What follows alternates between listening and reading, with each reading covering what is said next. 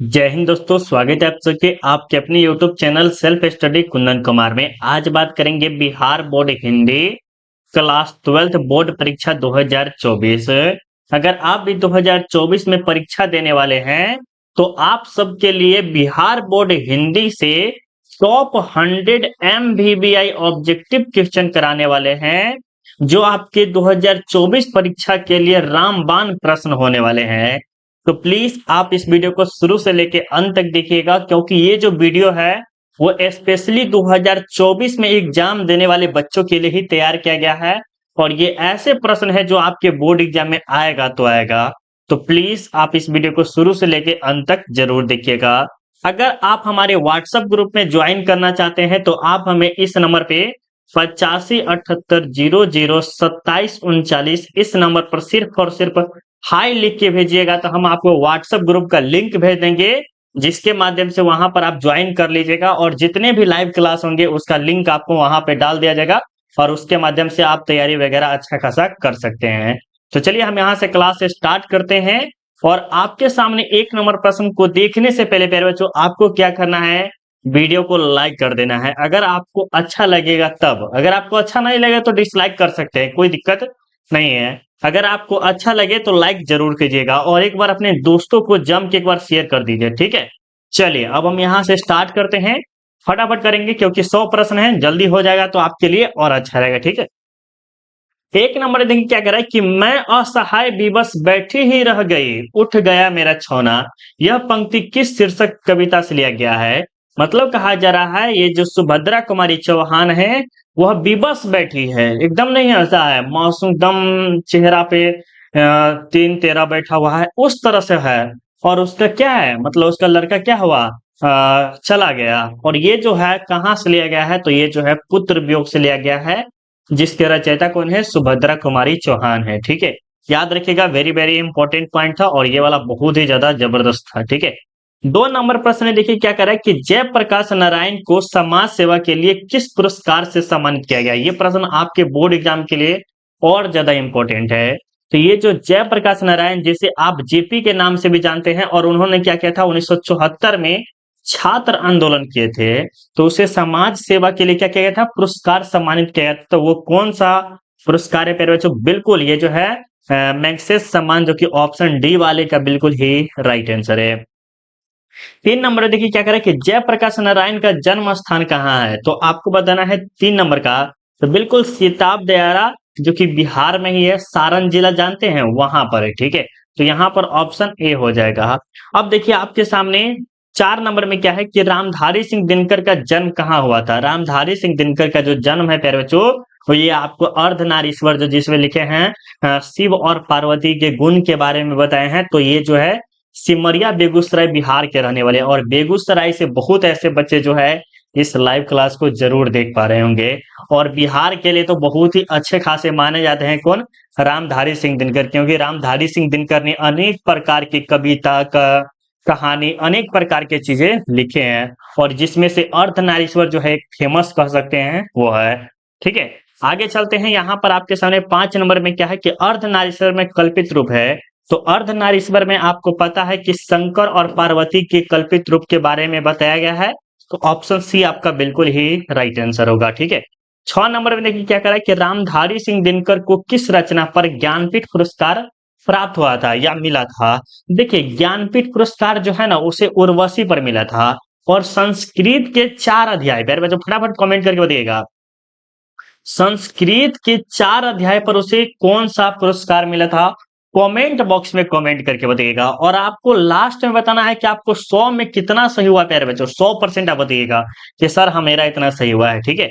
7 number देखिए क्या करे कि रोज शीर्षक कहानी में मालती के पति का नाम क्या था। तो आपको पता है कि मालती के पति का जो नाम था वो क्या नाम था, महेश्वर नाम था, क्या था, महे रुक जाइए, महेश्वर, ठीक है।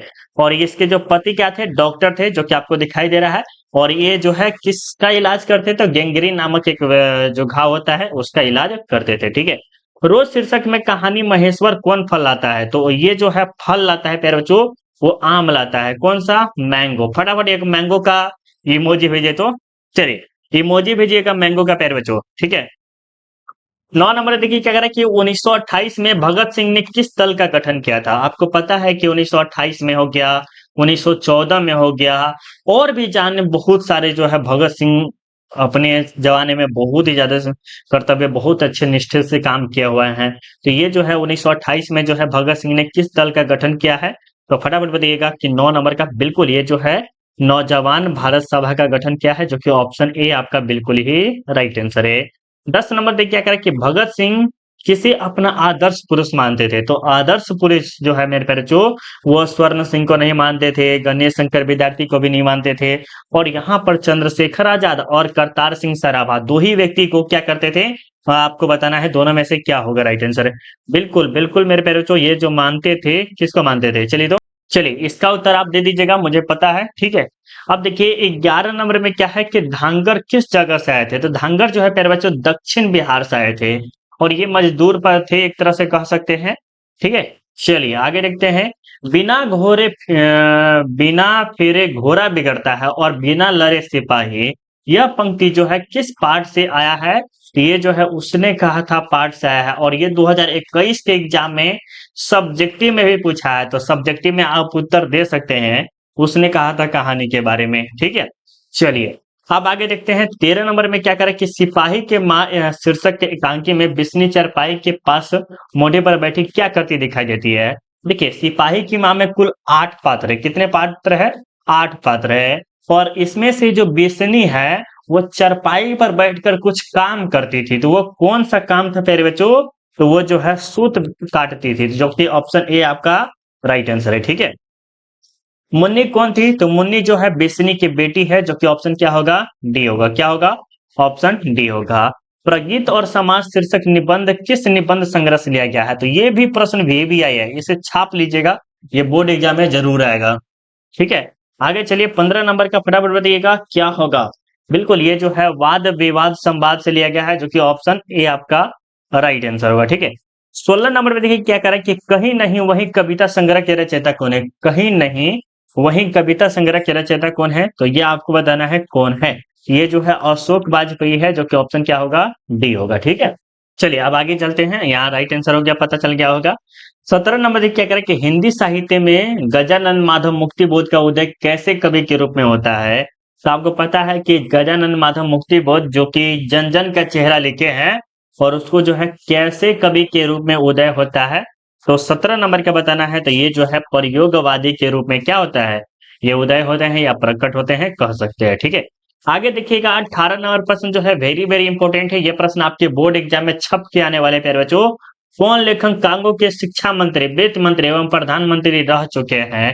तो ये जो है हेनरी लोपेज है, जबकि ऑप्शन क्या होगा? ए होगा। 18 का क्या होगा प्यारे बच्चों? ए होगा, ठीक है। जायसी का जन्म स्थान कहाँ है? तो आपको पता है कि जायस कब्र अमेठी, जिसमें क्या किया गया है प्यारे बच्चों? इन्होंने क्या किया है? इसका पूरा नाम है मलिक मोहम्मद जायसी। क्या नाम है? मलिक मोहम्मद जायसी, जिन्होंने दर्पण के बारे में कल्पना किया है, चांद के बारे में बताया कि उसमें दाग लगा हुआ, फिर भी उसके बारे में गुण वगैरह बताया गया है, ठीक है। तो अच्छे नहीं पढ़े हैं तो पढ़ लीजिएगा जरूर। नाभा दास किस धारा के संत थे? नाभा दास जो है प्यारे बच्चों वो किस धारा के संत थे? 20 नंबर का बताइएगा। तो ये जो थे वैष्णव धर्म के संत थे। किसके? वैष्णव धर्म। नाभा दास का अस्थायी निवास कहाँ था? मतलब कि ये जो नाभा दास है वो कहाँ के रहने वाले थे? तो वो आपको पता है कहाँ के थे? कहाँ के थे? तो ये जो थे वृंदावन के थे, जो कि ऑप्शन क्या होगा? बी होगा, ठीक है। सुभद्रा कुमारी चौहान पुत्र वियोग शीर्षक कविता कैसी कविता है? देखिए आपको याद रखना है प्यारे बच्चों, ये जो सुभद्रा कुमारी जो चौहान है वो क्या लिखे हैं? पुत्र वियोग। क्या लिखे हैं? पुत्र वियोग। और पुत्र वियोग का अर्थ जो होता है, वियोग का अर्थ होता है छुटकारा या चला गया, वो खत्म हो गया, वियोग का एक तरह से कर सकते हैं, ठीक है। तो जो पुत्र उसका वियोग हो गया मतलब उसका चला गया, विनाश हो गया, खत्म हो गया, एक तरह से कर सकते हैं। तो वो जो सुभद्रा कुमारी चौहान लिखे हैं तो एक प्रकार की कैसी कविता है? तो शोक है, विरह गीत है, व्यंग है या हास्य है? एक प्रकार के शोक है, जैसे आपके घर में या आपके आसपास में कहीं दिखेगा तो कोई आदमी मर जाता है तो उस समय खुश नहीं रहता है, शोक रहता है, गम में रहता है। तेरा गम अगर न होता तो मैं शराब ना पीता। तो उस तरह से क्या होता है? गम के बारे में। तो इसमें ऑप्शन ए राइट आंसर होगा, ठीक है।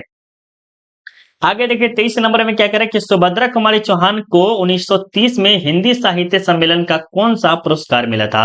ये जो सुभद्रा कुमारी चौहान है उसे 1930 में साहित्य क्या कह रहा है प्यारे बच्चों, हिंदी साहित्य सम्मेलन का कौन सा पुरस्कार मिला था। तो ये आपको पता होगा, बिल्कुल जबरदस्त, ये जो है शेक्सपियर प्राइज जो मिला था, जो कि ऑप्शन ए बिल्कुल ही राइट आंसर है। ठीक है, 24 नंबर देखिए क्या करे कि ज्ञानेंद्र पति बिहार लोक सेवा आयोग द्वारा चयनित होकर किस पद पर पदस्थापित हुए। देखिए बिहार लोक सेवा आयोग का जो अर्थ होता है बीपीएससी, क्या होता है बीपीएससी होता है। और वो जो है चयनित होकर मतलब कि वो सिलेक्ट हो गए थे, क्या होते प्यारे बच्चों, सिलेक्ट होकर पदस्थापित किए थे, कोई जगह को स्थापित करते। तो कौन था वो, कराध्यक्ष था। कौन था, कराध्यक्ष, जो कि ऑप्शन ए आपका राइट आंसर होगा। ठीक है, चलिए आगे चले। 25 नंबर देखिए क्या कर रहा है कि चीर विषाद बिलिन मन की, यह पंक्ति किस कविता शीर्षक से लिया गया है। चीर विषाद बिलिन मन की, तो ये जो है लिया गया है प्यारे बच्चों तुमुल कोलाहल कलह से। किससे, तुमुल कोलाहल कलह से। देखिए हम आपको जरूर एक बात बोलेंगे प्यारे बच्चों, देखिए अगर आप 100 प्रश्न सही कर लेते हैं तो उम्मीद माने कि आप बोर्ड एग्जाम में गर्दा उड़ाएंगे। लेकिन आपको 100 प्रश्न का उत्तर जो अगर आप दे रहे हैं तो 100% बोलिएगा कि सर हम सही सही बोले हैं, कि मेरा 100 में है ना 50 सही हुआ, 90 सही हुआ, 80 सही हुआ। कमेंट करके जाइएगा ताकि हम आपका कमेंट देखें कि हाँ कितना बच्चा कैसा लाया है। ठीक है, 26 नंबर देखिए क्या कह रहा है कि चंद्रशेखर गुलेरी की रचना निम्न में से कौन सी है। तो उसने कहा था, क्या है, उसने कहा था नाभा दास की कविता का नाम क्या है। नाभा दास की कविता के हार जीत नहीं है प्यारे बच्चों, उषा भी नहीं है। कवित और छापाए दोनों में से ही आपको राइट आंसर बताना है। एक है कवित, ठीक है, कविता ये अलग हो जाता है। ठीक है, और इसके बारे में तो 27 नंबर का क्या होगा, बिल्कुल ये जो है छपाए है, जो कि ऑप्शन क्या होगा, डी होगा प्यारे बच्चों। ठीक है, जयप्रकाश नारायण का निर्धन कब हुआ था। देखिए जयप्रकाश नारायण 1974 में छात्र आंदोलन किए थे। कहां पर किए थे, बिहार के गांधी मैदान में किए थे, पटना जो है वहां पर। ठीक है, याद रखिएगा। 28 नंबर के बाद ये क्या होगा, बिल्कुल ये जो होगा 8 अक्टूबर 1979 में क्या होता है, इनका मृत्यु हो गया था, किनका, जयप्रकाश नारायण का। अब आपको जन्म बताना है प्यारे बच्चों, अगर आप कमेंट पढ़ रहे हैं मतलब कि आप लाइव में है तो जन्म बताइएगा, उनका जन्म कब हुआ था। रघुवीर सहाय का निर्धन कब हुआ था, रघुवीर सहाय का निर्धन कब हुआ था प्यारे बच्चों। हाँ, इसके बारे में 29 नंबर देखिए, डेट ऑफ बर्थ जो है बहुत ही ज्यादा इंपॉर्टेंट होता है। तो इनका जो मृत्यु हुआ था 1990 में, 30 दिसंबर 1990 को। ठीक है, सुखमय जीवन के लेखक कौन है, सुखमय जीवन के लेखक कौन है प्यारे बच्चों।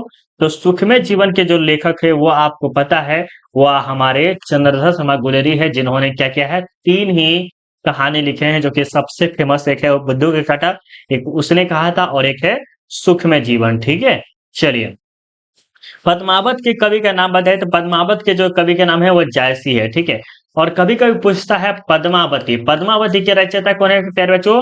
तो बाल कृष्ण भट्ट जी है। कौन है, बाल कृष्ण भट्ट जी है, याद रखिएगा, वेरी वेरी इंपॉर्टेंट पॉइंट है।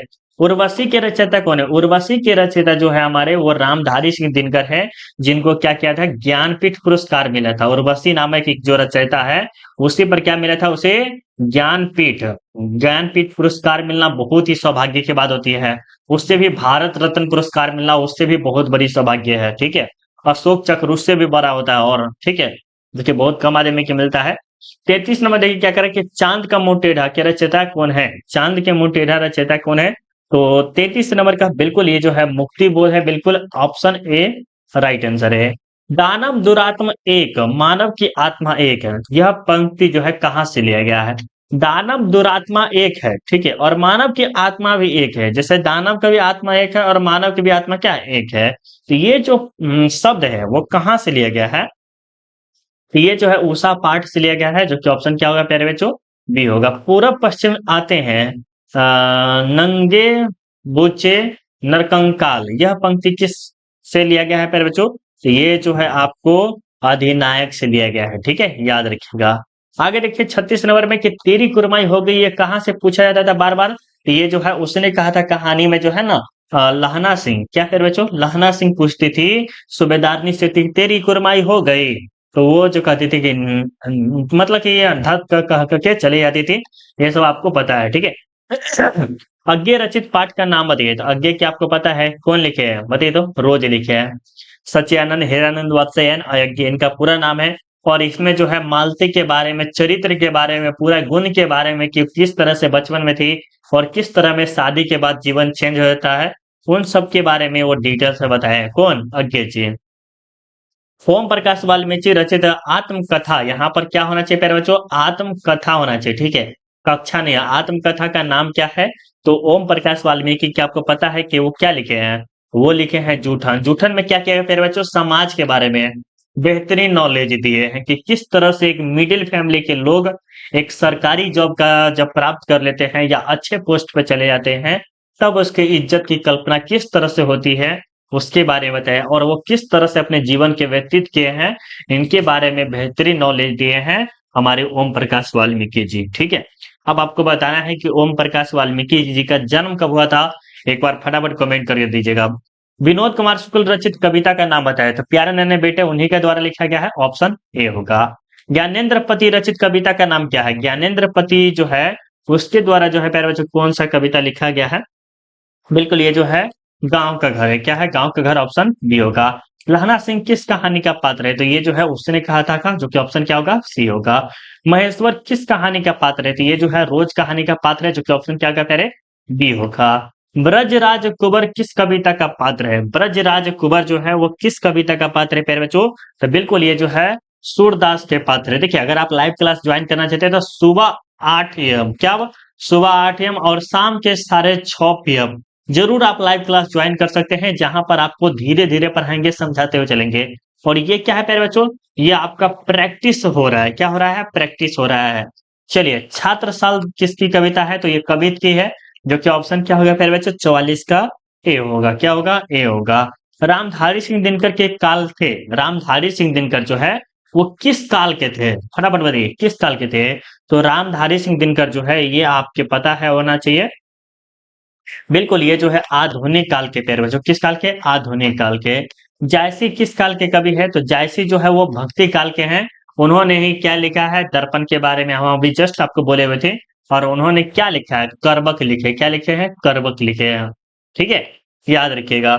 ओ सदनेरा शीर्षक पाठ हिंदी साहित्य की कौन विद्या है? तो ओ सदनेरा जो है एक प्रकार के निबंध है। क्या है प्यारे बच्चों? निबंध है, याद रखिएगा। बहुत अच्छा, बहुत जबरदस्त, बहुत जबरदस्त, ठीक है। चलिए आगे चलते हैं। यहाँ पर देखिए, हंसते हुए मेरा अकेलापन शीर्षक पाठ हिंदी साहित्य की कौन सी विद्या है? तो ये कहानी है, नाटक है, निबंध है, डायरी है। तो आपको पता है क्या है ये जो हंसते हुए मेरा अकेलापन है, जो कि मल्लेज के द्वारा लिखा है? किसके? मल्लेज के द्वारा लिखा गया है। और एक प्रकार ये क्या है? ये डायरी है, ठीक है। इसमें डर और भावनाओं का भी प्रकट किया जाता है। अगर आप डायरी लिख रहे हैं तो इसमें सिर्फ और सिर्फ सत्य ही नहीं लिखना है, और सत्य भी लिखना है कि आपके साथ सिर्फ और सिर्फ सही हुआ है या नहीं हुआ, ये नहीं खाली लिखना है, ठीक है। चलिए अब आगे चलते हैं। यहाँ पर देखिएगा आगे, तो यहाँ पर देखिए 49 नंबर में कि करबक शीर्षक कविता किस महाकाव्य का अंश है?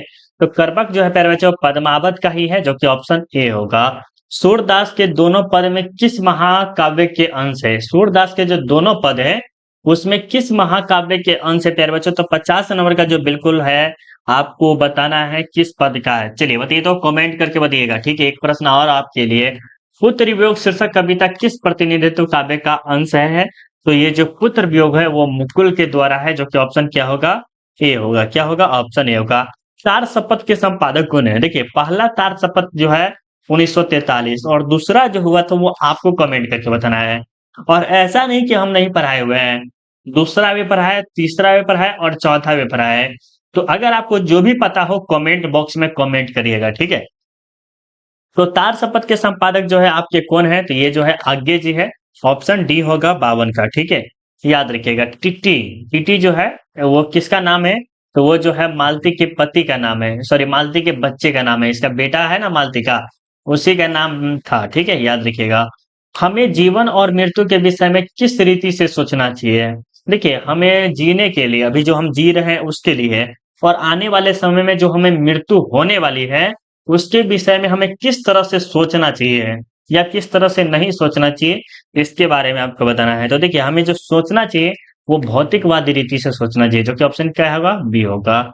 सर्वव्यापी शब्द का अर्थ क्या होता है? सर्वव्यापी शब्द का अब हिंदी ग्रामर आ गया प्यारे बच्चों, जो कि हिंदी ग्रामर में टाइम हम आपको नहीं लेंगे। 55 नंबर के क्या होगा? सर्वव्यापी का जो होता है हर जगह व्याप्त होना, ठीक है।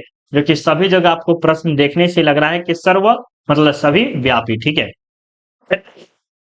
आंख लगना मुहावरे का अर्थ क्या होता है? नींद आना। राइट। ईमान बेचना मुहावरे का अर्थ क्या होना है? तो ईमान बेचना मुहावरे का जो अर्थ होता है 57 नंबर का जो आपका राइट आंसर क्या होगा? धोखा देना। धोखा देना। बेवफा तूने, ये गाना सुना है ना, बेवफा तूने मुझको पागल बना दिया। तो ये धोखा देना जो कि ऑप्शन यहाँ पर राइट आंसर, ईमान बेच देना है, अपने कर्तव्य से हट जाना ये नहीं होगा, ठीक है। कमर टूटना मुहावरे का अर्थ क्या होता है? कमर टूटना मुहावरे का अर्थ जो होता है आर्थिक स्थिति खराब हो जाना। आपने कभी ना कभी गांव में सुना होगा, अरे भाई मेरा इतना हालत बिगड़ गया है। मतलब कमर, मतलब ये बोलने का कहना है कुछ और है, इसका आर्थिक स्थिति में डिपेंड करता है, ठीक है। आगे एक थे 3-13 होना, मतलब कि ये जो था ना 3 टुकड़ा में था, जो कि ये कितने टुकड़े में हो, सॉरी ये 3 है ना, 3 टुकड़ा में बोला है।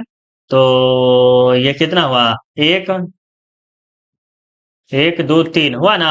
ये 3-13 हो जाता है, मतलब कि पूरा, और 3-13 मतलब पूरा का पूरा बिछड़ जाना। तो ये क्या होता है? बिखर जाना, जो कि ऑप्शन क्या होगा प्यारे बच्चों? डी होगा। दांत खट्टे करना मुहावरे का अर्थ क्या होता है? दांत खट्टे करना मुहावरे का अर्थ क्या होता है? तो 60 नंबर का जो होता है आपका पराजित करना, जो कि ऑप्शन क्या होगा? बी होगा। उपवन में कौन सा उपसर्ग है? तो उप है, जो कि ऑप्शन क्या होगा? ए होगा। क्या होगा? ए होगा। बेमान में कौन सा उपसर्ग है? तो बे है। क्या है? बे है, याद रखिएगा। अंकुरित में पड़ते हैं, अंकुरित रित, देखिए रित जो है पैरों ऐसे है, और एक अगर ऐसे भी रहता, दो गो ऑप्शन रहता आपके पास। तो अगर आपको इस तरह से है तो इसको ये हिरसे कहते हैं, ऐसे दीर्घे कहते हैं। यहाँ पर देखिए ऐसा है, देखिए ऑप्शन सी को लॉक कीजिए, आपका 100% सही होगा, ठीक है। चलिए आगे देखते हैं, बरप्पन में कौन सा प्रत्यय है? तो अपन आपका बिल्कुल ही राइट आंसर है। ख का उच्चारण स्थान क्या है? अब आपको बोलना पड़ेगा ख। क्या? ख। क्या बोलना पड़ेगा प्यारे बच्चों? ख। तो बोलिए तो एक बार फटाफट बोलिएगा तो। ख। क्या? ख। ये जो है कंठ से बोला जाता है, कैसे बोला जाता है? कंठ से। इस पे वीडियो आप लाएंगे जरूर देखिएगा। न का उच्चारण स्थान क्या है? न का उच्चारण स्थान क्या है? तो ये जो है प्यारे बच्चों तालु है। क्या है? तालु है। छ का उच्चारण स्थान, छ, छ ये भी तालु ही है। क्या है? तालु है। भ का उच्चारण स्थान क्या है? भ का उच्चारण जो है ओष्ठ है। क्या है प्यारे बच्चों? ओष्ठ है। शहर जो शब्द है क्या है? शहर जो शब्द है प्यारे बच्चों, ये आपके पुल्लिंग है। शहर क्या है? पुल्लिंग है, ठीक है। देखिए हम आपको जरूर 100% इसमें डाउट रहता है, ठीक है, स्त्रीलिंग और पुल्लिंग, ठीक है, बहुत ज्यादा डाउट रहता है। तो हम आपको यही सजेस्ट करेंगे प्यारे बच्चों, जब आप बोर्ड एग्जाम में आप एग्जाम दे, तो आप स्त्रीलिंग और पुल्लिंग प्रश्नों को छोड़ के 100% चले। ज्यादा उम्मीद रखिए क्या करना है? छोड़ के चले। आप कब उसे सिलेक्ट करिए? जब आपके पास ऑप्शन कम रहे तब। लेकिन अगर आपके पास ऑप्शन ज्यादा है तो आप पहले वाले देखिए, ना कि ये स्त्रीलिंग पुल्लिंग में, क्योंकि इसमें डाउट बहुत ज्यादा रहता है। आयु का क्या हो? आयु जो है स्त्रीलिंग है या पुल्लिंग है या उभयलिंग है? इनमें से कोई नहीं। उभयलिंग कभी नहीं जल्दी मिलेगा आपको, बहुत न के बराबर मिलता है। तो इसमें जो आपका जो आयु है वो स्त्रीलिंग है। क्या है? स्त्रीलिंग है, ठीक है। आत्मा शब्द है, आत्मा शब्द जो है वो आपका स्त्रीलिंग ही है, ठीक है। अनुराग शब्द का विलोम शब्द क्या है? ये प्रश्न थोड़ा सा भी है और ये छप के आने वाला है प्रश्न, ठीक है, याद रखिएगा। अनुराग का जो होता है वो क्या होता है?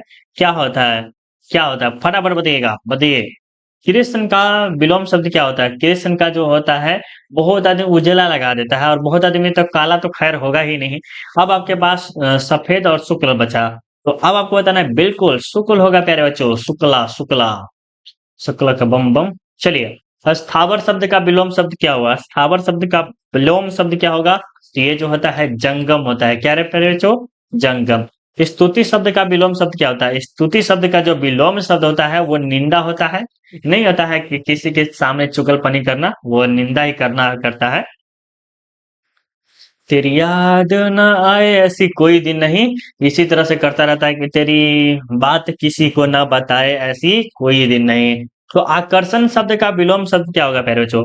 आकर्षण शब्द का जो विलोम शब्द होता है वो विकर्षण होता है, जो कि ऑप्शन क्या होगा? ए होगा। स्वर्ण शब्द का विशेषण क्या होता है? तो स्वर्णिम होता है। क्या होता है? और ये प्रश्न थोड़ा सा इंपॉर्टेंट है प्यारे बच्चों, जरूर आप इसे याद कर लीजिएगा। जगत शब्द का विशेषण क्या होगा? तो जगदीश होता है, जो कि ऑप्शन क्या होगा? ए होगा। अब दिन का विलोम शब्द या विशेषण क्या होता है? तो दैनिक होता है, जो कि क्या होगा? ऑप्शन ए होगा। पुराण, पुराण शब्द का विशेषण क्या होता है? पुराण शब्द का जो विशेषण होता है प्यारे बच्चों, ये जो होता है आपको क्या होता है? पौराणिक होता है, जो कि ऑप्शन क्या होगा? सी होगा, ठीक है। विशेषण कितने भेद है? विशेषण के जो है प्यारे बच्चों कितने भेद है? टोटल जो है वो 4 भेद है। कितने हैं? 4 है। निम्न में से संख्यावाचक विशेषण कौन है? संख्या 100 ये संख्यावाचक है। अधिक, कम, नया। तो इसमें बताना है कि संख्यावाचक। तो इसमें से विशेषण कौन है? तो 100 क्या है? 100 जो कि ऑप्शन यहाँ पर ये आपको राइट आंसर होगा। ठीक है। यथा संध्या शब्द में कौन सा? यथा जोर संध्या, यथा जोर संध्या। तो ये जो है आपका तत्पुरुष समास है। यथा प्रति बेभर ये शब्द आपके तत्पुरुष समास में ही आता है या नहीं आता है? फटाफट बताइएगा, बताइएगा क्या होगा? यथा। तो बिल्कुल ये जो है डी नहीं होगा प्यारे बच्चों, डी नहीं होगा। इसमें ऑप्शन सी होगा। यथा प्रति बेभर ये सब जो होता है क्या होता है? अव्ययभाव समास होता है। नरसिंह का कौन सा समास है? नरसिंह, नर है सिंह, नर जोर सिंह, इसमें क्या होता है प्यारे बच्चों? नरसिंह। तो इसमें बताइएगा फटाफट क्या होगा? बिल्कुल बिल्कुल बिल्कुल, बहुत बढ़िया। नरसिंह मतलब कि नरसिंह भगवान। ये बाहुबली होगा क्या कर्मधारी होगा? अरे बाहुबली होगा। पृथ्वी शब्द का पर्यायवाची शब्द क्या होगा? पृथ्वी शब्द का जो पर्यायवाची शब्द होता है वो जो होता है भूमि होता है। क्या होता है? भूमि हो गया। गणेश शब्द का पर्यायवाची शब्द क्या होगा? गणेश शब्द का जो पर्यायवाची शब्द होता है वो होता है गिरिजा शंकर, गिरिजा शंकर, जो कि ऑप्शन क्या होगा? ए होगा। नदी शब्द का पर्यायवाची नहीं है, यहाँ पर कह रहा है कि क्या नहीं है नदी शब्द का। तो वो कौन है प्यारे बच्चों? तरंगिनी नहीं है, जो कि ऑप्शन क्या होगा? सी होगा। भौरा शब्द का पर्यायवाची शब्द क्या है? भौरा शब्द का जो पर्यायवाची शब्द है वो मधुप है, जो कि ऑप्शन क्या होगा? ए होगा। ठीक है। स्वागत में कौन सा संधि विच्छेद है? सुज और आगत, जो कि ऑप्शन क्या होगा? ए होगा। गायक शब्द का संधि विच्छेद का गायक अच्छा लग रहा है ना? बिल्कुल बिल्कुल। गायक में जो होता है गैज और अक होता है, जो कि ऑप्शन सी होगा पहले। ठीक है। परामर्थ, परामर्थ शब्द का संधि विच्छेद क्या होगा? तो परम जोर अर्थ, जो कि ऑप्शन क्या होगा? बी होगा पहले बच्चों। परमा जोर अर्थ है या परम जोर अर्थ है? सॉरी इसमें बताना, आप गलत नहीं करना है। ठीक है। चलिए बिल्कुल इसमें सी होगा प्यारे बच्चों। हम जो परमा लगा दिए नहीं देखे थे, परम होगा, परम जो अर्थ होगा। ठीक है। पावन शब्द का संधि विच्छेद कौन सा है? पावन जो है उसका संधि विच्छेद क्या है? ये जो है आयादी संधि है, जो कि ऑप्शन क्या होगा? ए होगा। भीर जो है कौन सी संज्ञा है? तो भीर जो आप देखते हैं जातिवाचक नहीं होगा, भाववाचक नहीं होगा, द्रव्यवाचक नहीं होगा, और इसमें एक समूहवाचक यहाँ पर है। तो समूहवाचक लगा दीजिए, क्योंकि समूह में जो होता है बहुत लोग होता है। भीड़ हो गया, सेना हो गया, ये सब जो होता है क्या होता है? समूहवाचक होता है। ठीक है। समूहवाचक याद रखिएगा। आगे चलते हैं। ठीक है, क्या रखिए? याद रखिएगा समूहवाचक। आगे देखिए संज्ञा के कितने भेद है? संज्ञा के कितने भेद है? तो ये टोटल जो है 5 भेद है, ऑप्शन सी होगा। कुर्सी शब्द क्या कौन सी संज्ञा है? कुर्सी, देखिए एक कुर्सी जो है आपको पता चल गया होगा। देखिए कुर्सी जो है जातिवाचक है। मान लीजिए एक जो है चेयर का नाम रहता, इसका नाम रहता लैलून। ठीक है, लैलून हो गया। प्लास्टिक वाला कुर्सी, तो नाम जब आ जाएगा तो वो अलग व्यक्तिवाचक में हो जाएगा। और सीधा कुर्सी बोला तो ये पूरे जाति का, पूरे कुर्सी भर के जितने भी है तो वो सबका नाम आ जाता है। दूध जो है वो द्रव्यवाचक होता है, और पानी हो गया, दूध हो गया, पेट्रोल हो गया, नमक हो गया, तेल हो गया, ये सब क्या आते हैं? दूध क्या आता है? ये सब द्रव्यवाचक में आता है। ठीक है। मनुष्यता का कौन सा संज्ञा है? मनुष्यता में जो है वो कौन सा है? ह्यूमैनिटी जो होता है वो भाववाचक होता है प्यारे बच्चों। किसी का घाव कटे, हाथ और कट जाता है तो उस समय क्या होता है? भावनाओं से देखा जाता है किस तरह से ये बोल रहा है। ठीक है। महोदय में कौन सा समास है? महाजोर उदय, महाजोर उदय 98 नंबर को दिएगा। तो ये जो है प्यारे बच्चों कौन सा होगा? तो महादय, जो कि ऑप्शन बी होगा प्यारे। ठीक है। भाई बहन कौन सा समास है? तो द्वंद समास है। भाई भैया, फटाफट कमेंट करके बताइएगा क्या होगा? भाई भैया जो है कौन सा समास है? कमेंट करिएगा। ठीक है। पंचानन कौन सा समास है? पंचानन मतलब कि पंच मतलब दिग्गु, ऑप्शन बी होगा प्यारे बच्चों। क्या होगा? ऑप्शन बी होगा। और यहीं पर आपका पूरा का पूरा क्लास कंप्लीट होता है। अगर आपको वीडियो अच्छा लगा तो प्लीज लाइक कर दीजिएगा। और अगर आपको व्हाट्सएप ग्रुप ज्वाइन करना है तो 8578002739 इस नंबर पे हाई लिख के भेजिए। आपको व्हाट्सएप ग्रुप का लिंक भेजेंगे, जिसके माध्यम से आप ग्रुप ज्वाइन कर सकते हैं। और ये पीडीएफ क्या हमें फ्री में दे देना चाहिए? यस या नो कमेंट करके बताइएगा। और आपको 100 में कितना सही हुआ है कमेंट जरूर कीजिएगा, ताकि हम आपके कमेंट का रिप्लाई दें और आपका कितना अच्छा खासा तैयारी हो गया है वो हम जरूर देखेंगे। चलिए अब मिलते हैं अगले वीडियो में। कैसा लगा वीडियो स्पेशली कमेंट करके जरूर बताइएगा। अभी के लिए बाय बाय, जय हिंद, जय भारत।